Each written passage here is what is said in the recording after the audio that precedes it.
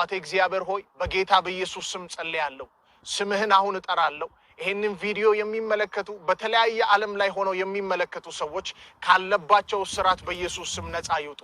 ጴጥሮስና ዮሐንስም ወደዛ ሰው ሄደው 40 ዓመት ሙሉ ሽባውን የነበረውን ሰው በናዝሬቱ በኢየሱስ ስም ተነስና ተመላለስ ሲሉት ቀንበሩ እንደተሰበረለት አሁን በተለያየ አይነት ስፍራ ሆነው የሚመለከቱ በላያቸው ላይ በሽታ የተቀመጠ፣ በላያቸው ላይ እርግማን የተቀመጠ፣ በላያቸው ላይ ድግምት የተቀመጠ፣ በላያቸው ላይ የተለያየ ስውር ስራ የተቀመጠ በናዝሬቱ በኢየሱስ ስም ከላያቸው ላይ ይፍረስ።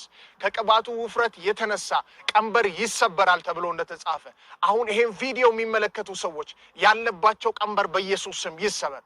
HIV ቢሆን፣ ካንሰር ቢሆን፣ የልብ በሽታ ቢሆን፣ እግራቸው የማይራመድ ቢሆን፣ በተለያየ አይነት ሁኔታ ጠላት ያሰራቸው ሰዎች ቢሆኑ በኢየሱስ ስም ይፈቱ። አሁን ከላያቸው ላይ ለቀሂድ። የጨለማ አሰራር እቃወምሃለሁ በጌታ በኢየሱስ ስም ከላያቸው ላይ ለቀሂድ። በናዝሬቱ በኢየሱስ ስም አዛለሁ። አሁን ከሰውነታቸው ላይ፣ ከህይወታቸው ላይ፣ ከጭንቅላታቸው ላይ፣ ከደማቸው ላይ የተለያየ ጉስቁልና ከላያቸው ላይ ይሰበር። እርግማን ይሰበር በኢየሱስ ስም ይሰበር። አሁን አዛለው በኢየሱስ ስም ይሰበር። ስምህ ከስሞች ሁሉ በላይ ነው። አሁን ባሉበት ቦታ የሚፈታ እጅ ይላክ። ማኮቶሮቮሆሽ ወገኖቼ እጃችሁን ዘርግታችሁ ጸልዩ።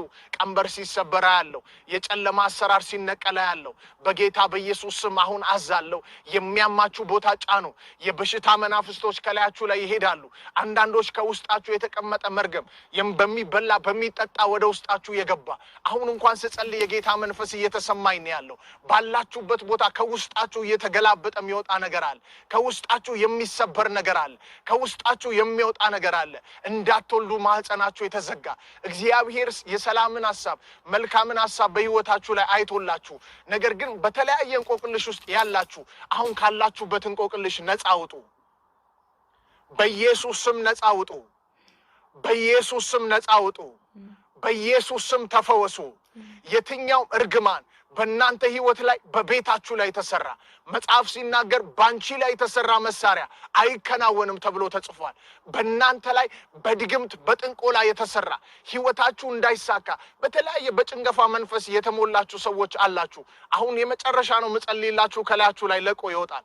አንተ አጋንንት፣ አንተ የጨለማ ስራ በላያቸው ላይ የተቀመጥክ ህይወታቸውን በጭንገፋ እየሞላ ያለ በሽታ በላያቸው ላይ የተቀመጠ በህልማቸው የተለያየ ክፉ ነገር የሚያዩ ሰዎች በጌታ በኢየሱስ ስም ነፃ ይውጡ። ይሄን ስም ጠርቼ የሞተውን ስታስነሳ ይቻለሁ። ይሄን ስም ጠርቼ የሌለውን ወደ መኖር ስታመጣ ይቻለሁ። በዚህ ስም ተማምኜ አሁን እናገራለሁ። ጌታ ሆይ ማንም የማይረዳቸው በተለያየ አይነት ዓለም ላይ ያሉ ሰዎች አሉ። በችግር ውስጥ በመከራ ውስጥ ያሉ ሰዎች አሉ። በኢየሱስ ስም በቃ በላቸው። በኢየሱስ ስም ነፃ ይውጡ። በኢየሱስ ስም እርግማን ይሰበር። በኢየሱስ ስም ድግምት ይፍረስ። በኢየሱስ ስም የጨለማ አሰራር ይነቀል። በጌታ በኢየሱስ ደም አሁን ነፃነታችሁን አውጃለሁ። አሁን ማትራመዱ ሰዎች እግራችሁ ሽባነት የሆነ እጃችሁን እግራችሁ ላይ ጭናችሁ በኢየሱስ ስም ብላችሁ ተነሱ። በላያችሁ ላይ ካንሰር ቢሆን አሁን በኢየሱስ ስም ነፃ ናችሁ። የተለያየ ቀንበር ቢሆን አሁን በኢየሱስ ስም ተሰበረ። እርግማን ቢሆን ተሰበረ። መውለድ የማትችሉ ሰዎች በኢየሱስ ስም ትጸንሳላችሁ። መስማት የማትችሉ ሰዎች ጆሮአችሁ ይከፈታል። ማየት የማትችሉ ሰዎች አይኖቻችሁ ይከፈታል። በልባችሁ ላይ በተለያየ አይነት ሁኔታ ያለ በሽታ አሁን ተነቀለ። እርግማን ተሰበረ። እርግማን ተሰበረ። አባቶች ስለሰማኸኝ አመሰግንሃለሁ። ብዙዎች በዚህ ጸሎት ምስክርነት ይዘው ስለሚመጡ አመሰግንሃለሁ። ያሉበት ቤት አሁን በኃይል እንዲሞላ ጸልያለሁ። ይሄን ስክሪን በሚነኩበት ጊዜ በላያቸው ላይ የማይቋቋሙት ኃይል እንዲፈስ ጸልያለሁ።